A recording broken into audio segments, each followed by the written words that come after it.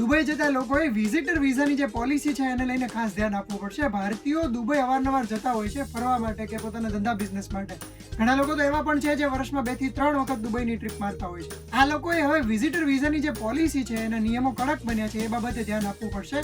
કારણ કે છેલ્લા કેટલાક દિવસોમાં ભારતના કેટલાક એરપોર્ટ્સ પરથી લોકો પાછા આવી રહ્યા છે અથવા તો દુબઈની ટ્રીપ કેન્સલ કરી રહ્યા છે એવા પણ કિસ્સાઓ બન્યા છે. કેરળના કોટ્ટાયમ અને ઇડુક્કીએ કેટલાક લોકોને રોકવામાં આવ્યા હતા. તો આ સિવાય કોઝિકોડમાં 30 લોકોએ પોતાની ટ્રીપ કેન્સલ કરવી પડી હતી. કોચીન એરપોર્ટ ઉપર 20 લોકોના બોર્ડિંગ અટકાવી દેવામાં આવ્યા. આ બધી ઘટનાઓ કેમ બની એની પાછળનું કારણ છે વિઝા પોલિસી. યુએઈ સરકાર દ્વારા એરલાઇન્સને હવે સ્ટ્રિક્ટ સૂચના આપી દેવામાં આવી છે કે તમારે જે વિઝાના નિયમો છે એનું પાલન થાય છે કે નહીં એની જવાબદારીપૂર્વક તપાસ કરવાની રહેશે. જો એ પાલન ન થતું હોય તો આખરે એરલાઇન્સને જવાબદાર ઠેરવવામાં આવશે. અગાઉ પણ આ બધા નિયમો હતા જ, પરંતુ હવે વધારે સ્ટ્રિક્ટલી એનું પાલન કરાવવામાં આવી રહ્યું છે. પહેલી વસ્તુ થઈ ગઈ વેલિડ વિઝા અને પાસપોર્ટ. એ તો સ્વાભાવિક રીતે જ કાગળો બધા બરાબર હોય તો જ જઈ શકાય. બીજી વસ્તુ થઈ ગઈ ત્યાં તમે ક્યાં રોકાવાના છો એનું પ્રૂફ. તમે જો કોઈ સંબંધી કે મિત્રના ઘરે રોકાવાના હોય તો એનો ફોન નંબર આપવો પડે, એનું એડ્રેસ આપવું પડે, એડ્રેસ પ્રૂફ આપવું પડે. આ બધી માહિતીઓ રજૂ કરવી પડે કે તમે અહીંયા રોકાવાના છો. અથવા તો તમારી પાસે હોટેલનું બુકિંગ હોવું જોઈએ.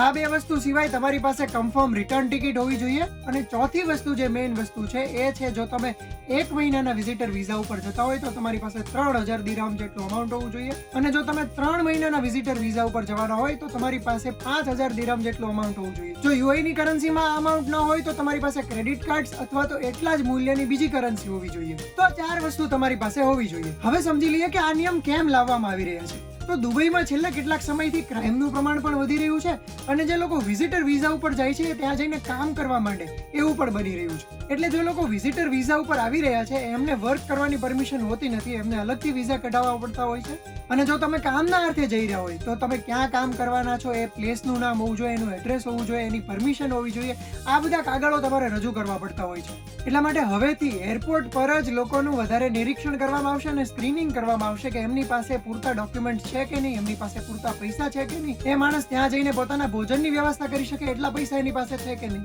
તો આ તમામ પ્રશ્નો તમને એરપોર્ટ પર પૂછપરછ દરમિયાન જ પૂછવામાં આવશે. અને જે લોકો પાસે આ બધી જ રિક્વાયરમેન્ટ્સમાં ટિક માર્ક હોય એ લોકો દુબઈની વિઝિટ કરી શકશે.